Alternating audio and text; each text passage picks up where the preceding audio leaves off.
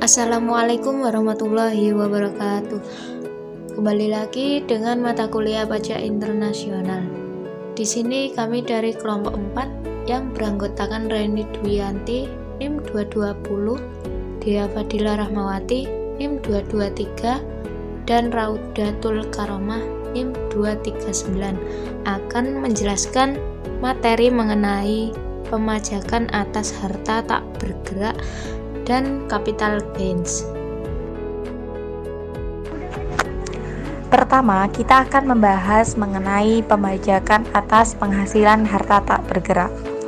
Pemajakan atas penghasilan harta tak bergerak yang terletak di negara sumber yang dimiliki oleh subjek pajak dalam negeri dari negara lainnya atau negara domisili itu sesuai dengan pasal 6 dalam OH model dan UN model, yakni ayat yang terdiri dari 4 ayat. Ayat pertama yaitu menjelaskan tentang distributive rule, yang kedua ayat 2 menjelaskan tentang maknanya, yang ayat ketiga yaitu mengenai perolehan penghasilan, dan yang ayat keempat yaitu pemberlakuan penghasilan dari harta tak bergerak yang dimiliki perusahaan.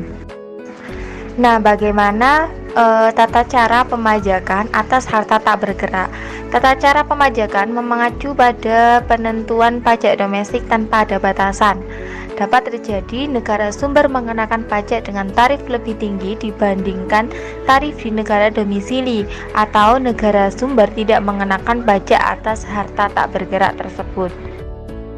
Pengertian harta tak bergerak diserahkan kepada ketentuan domestik negara sumber.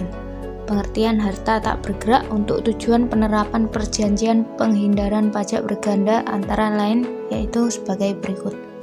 Yang pertama, benda-benda yang menyertai harta tidak bergerak. Yang kedua, ternak dan peralatan yang dipergunakan dalam pertanian dan kehutanan. Yang ketiga, hak-hak yang berkenaan dengan pertanahan berlaku. Yang terakhir, hak memungut hasil atas harta tidak bergerak dan hak atas pembayaran tidak tetap atau tetap. Mengecualikan penghasilan dari kegiatan pelayaran, transportasi perairan darat, dan penerbangan dengan menggunakan kapal, bot, dan pesawat. Selanjutnya, penghasilan dari harta tak bergerak timbul dari dua sumber, yaitu yang pertama, penghasilan sehubungan dengan pemanfaatan aset seperti penghasilan sewa. Yang kedua, penghasilan sehubungan pengalihan aset, yang dalam kasus ini dapat diperlakukan sebagai laba usaha atau laba atas pengalihan harta tak bergerak. Selanjutnya yaitu materi mengenai capital gain. Capital gains merupakan pajak atas nilai dari aset yang dialihkan. Pajak atas capital gain dikenakan pada waktu terjadi realisasi, bukan pada waktu penyerahan. Prinsip pengenaan pajak atas capital gain pada hakikatnya terdapat pada pasal 4 ayat 1 Undang-Undang Nomor 7 tentang Pajak Penghasilan tahun 1993 sebagaimana perubahan terakhir menjadi Undang-Undang Nomor 17 Tahun 2000.